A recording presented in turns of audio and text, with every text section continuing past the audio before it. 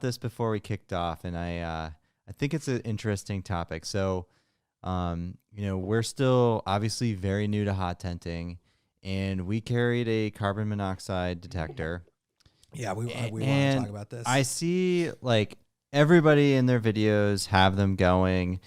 First off, do either of you carry a carbon monoxide detector? I used to, but I don't anymore. Okay. Devin? Same. Okay. All right. So we're ditching ours. There's nothing more terrifying than the concept of dying in your sleep. Yes. The idea of it is very nerve-wracking. It's very nerve-wracking. Is it one of these? I got to be careful here because everybody everybody has their own level of comfort and safety that they want to achieve, and that's totally cool. And carbon monoxide detectors don't weigh much and super easy to carry around, whatever. But is it kind of a little overhyped, the dangers, or are they, real?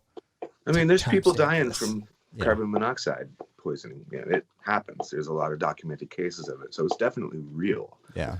The parameters of what make that happen, I think, are pretty skewed, maybe not quite really wholly understood inside the community. That being said, I'm not a professional. This is why I don't really do how-to videos and all that stuff, because I'm not a qualified professional, and I don't feel like my opinion matters so much. Oh, it matters. Yeah. It matters. But yeah, I mean, it's a real thing.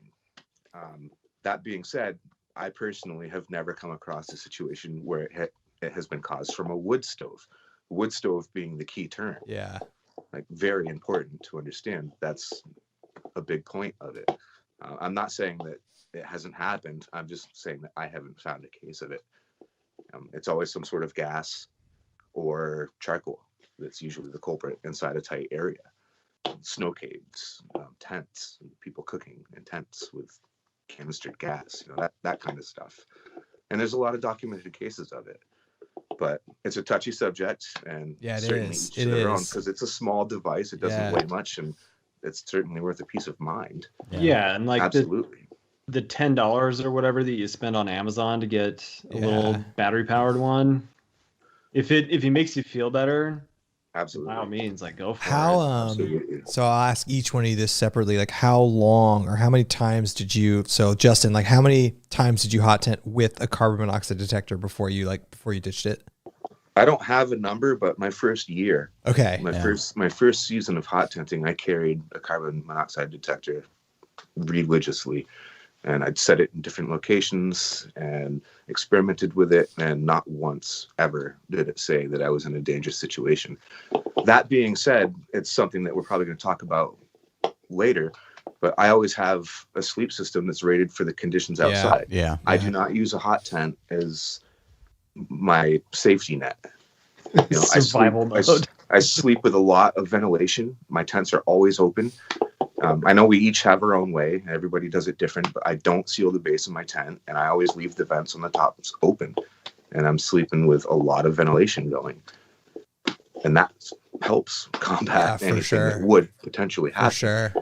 And I do that all for peace of mind. I've said plenty of times I've never seen a wood stove case, but I don't want to be the first. Right. I'm certainly not going to button my tent up and test that theory out by any means.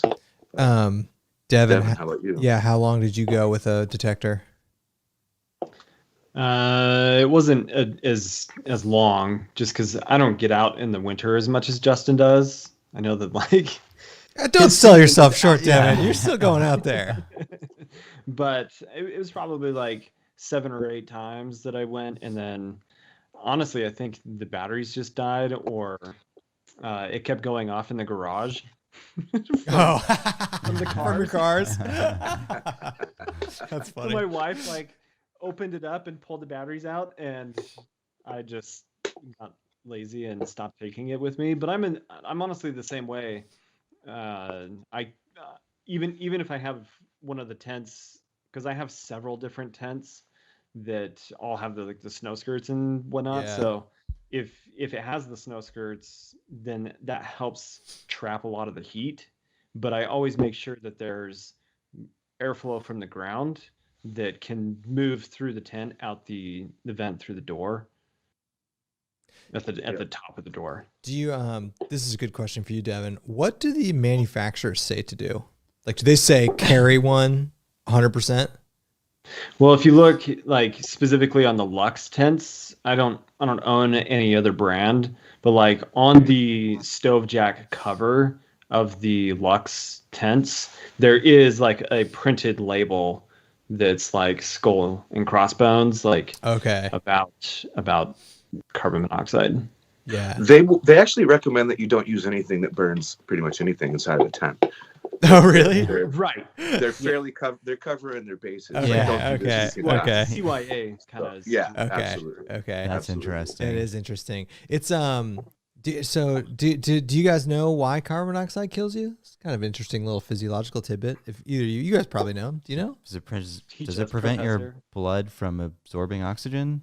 Yeah. So the reason carbon monoxide is so dangerous is it has a very, very high affinity for hemoglobin, like 1,000 times higher than oxygen. And the problem is like carbon dioxide, for example, if you're in a situation where you're being poisoned from carbon dioxide, you're going to know. But what happens when carbon monoxide binds in your blood, none of your physiological systems detect that, and so that's why you just die in your sleep. Oh, Yeah, that's why it's scary.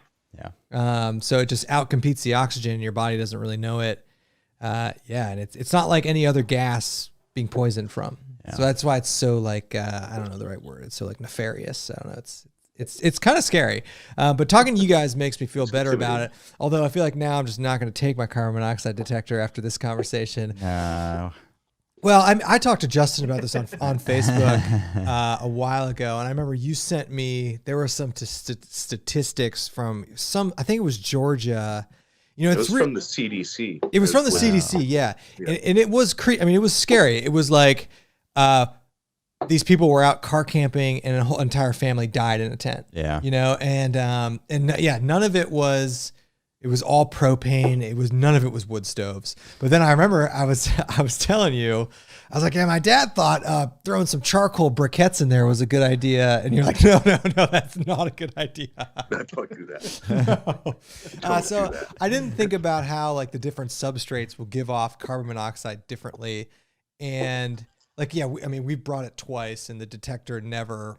The other scary thing about carbon monoxide, and this is the same like in your homes and stuff, is it's heavy, right? It's dense, so it settles on the floor, like right where your head is while you're sleeping. That's why they tell you to put the carbon monoxide detector on like the lowest point. So I don't know, but I feel like we were super anal about maintaining ventilation. I mean, the Lux tents are nice because they have those pop out vents at the top, and we don't have snow skirts. I mean, granted, we did kind of seal it in. Yeah, we made our own.